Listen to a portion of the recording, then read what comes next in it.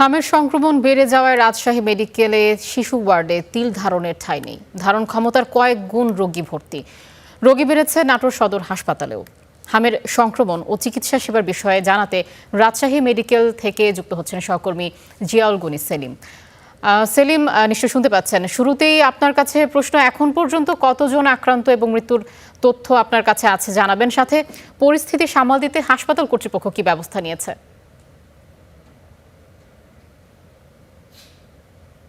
আসলে Rajshahi medical college হাসপাতালের যে অবস্থা তাতেই কিন্তু সারা দেশে একটা ভয়াবহ তোলপাড় সৃষ্টি হয়, এবং যার প্রেক্ষিতে মন্ত্রী নিজে এটা ক্ষোভ প্রকাশ করেছেন চিকিৎসা ব্যবস্থা নিয়ে।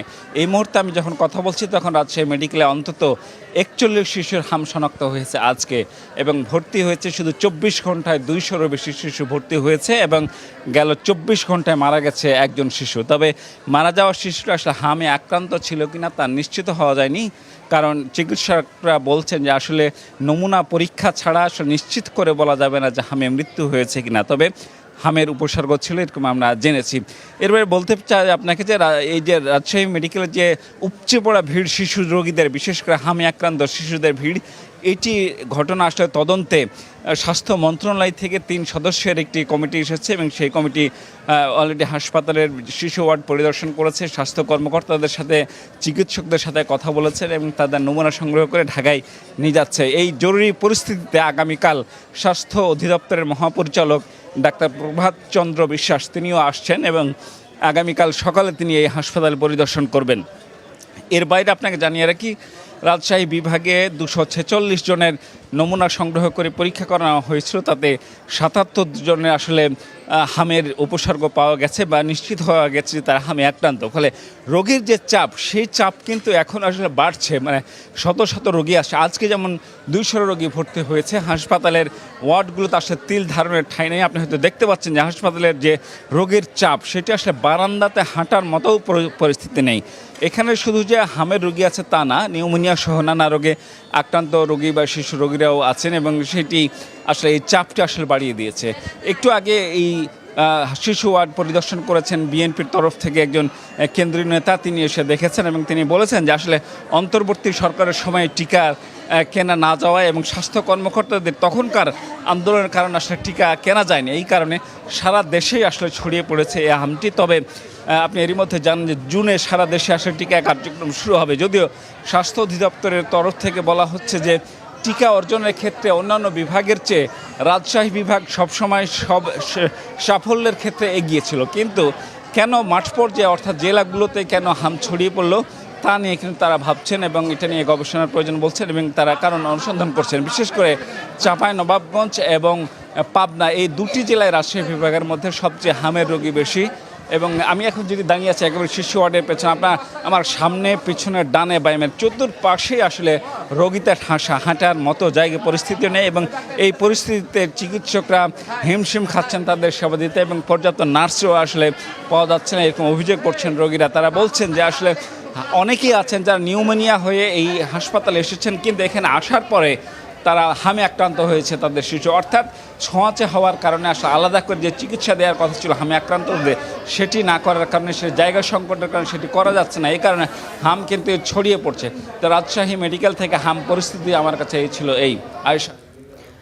সেলিম, আপনাকে ধন্যবাদ। আমরা দেখতে পাচ্ছি ইতোমধ্যে নাটোর থেকে আমাদের সাথে যুক্ত হচ্ছেন সহকর্মী তারিকুল হাসান।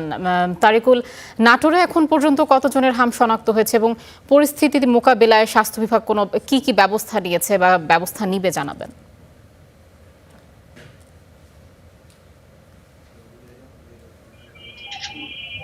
রাজশাহী অঞ্চল জুড়ে কিন্তু হাম আশঙ্কাজনকভাবে ছড়িয়ে পড়েছে। নাটোর জেলা জুড়ে কিন্তু তার চিত্র ব্যতিক্রম নয়।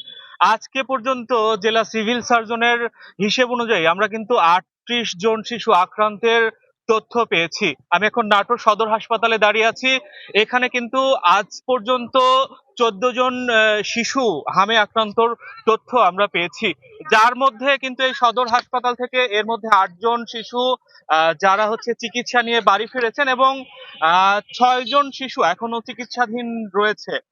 এখানে যারা হাসপাতালের দায়িত্বপ্রাপ্ত কর্মকর্তা তাদের সাথে আমরা কথা বলেছি, তারা যেমনটি জানিয়েছেন যে শিশু ওয়ার্ডে আলাদা করে হাম ইউনিট করে তার এইসব শিশুদের কিন্তু চিকিৎসা দেওয়া হচ্ছে। এছাড়া জেলা জুড়ে এই রোগীদের শনাক্তকরণ এবং এই শিশুদের চিকিৎসা দেওয়ার জন্য বিশেষ ব্যবস্থার কথা কিন্তু হাসপাতাল কর্তৃপক্ষ জানিয়েছে।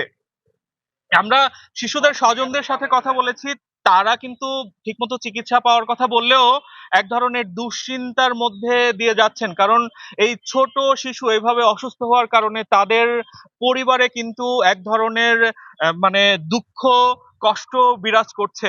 তারা এই ছোট্ট বাচ্চাদের নিয়ে এখন হাসপাতালে এক ধরনের খারাপ অবস্থায় দিনাতিপাত করছেন। এরকমই কিন্তু তথ্য জানিয়েছে এই যারা রোগীর স্বজন এবং পরিবারের সদস্য তারা।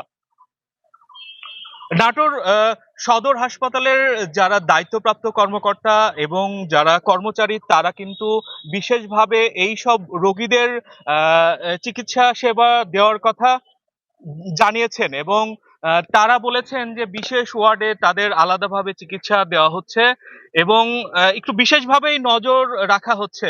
আপনাদের একটু জানিয়ে রাখি যে রাজশাহী অঞ্চলেই কিন্তু এই হাম ব্যাপকভাবে ছড়িয়ে পড়েছে।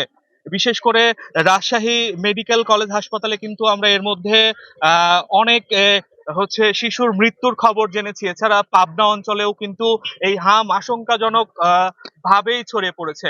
নাটোরের যে ৭টি উপজেলা গুরুদাসপুর, বড়াইগ্রাম, বাগাতিপাড়া, লালপুর, সিংড়া সহ নাটোর সদর এই প্রত্যেকটি হাসপাতালে কিন্তু এই হামের শিশু নিয়ে রোগীদের আসতে দেখা গেছে এবং তারা প্রথম পর্যায়ে জ্বরে আক্রান্ত হয়েছে। তারপরে এসে এই তথ্য দেওয়ার পরে হাসপাতাল কর্তৃপক্ষ যখন তাদের নমুনা সংগ্রহ করে পাঠিয়েছেন তারা কিন্তু জানতে পেরেছে যে এই যারা হচ্ছে হামে আক্রান্ত হয়েছে তাদের তথ্য।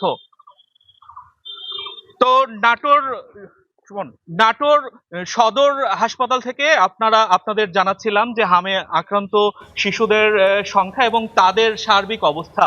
তো এই ছিল নাটোর থেকে আমার কাছে হামে আশঙ্কাজনকভাবে যে শিশু আক্রান্ত হচ্ছে সেই খবর। তারিকুল, আপনাকে ধন্যবাদ।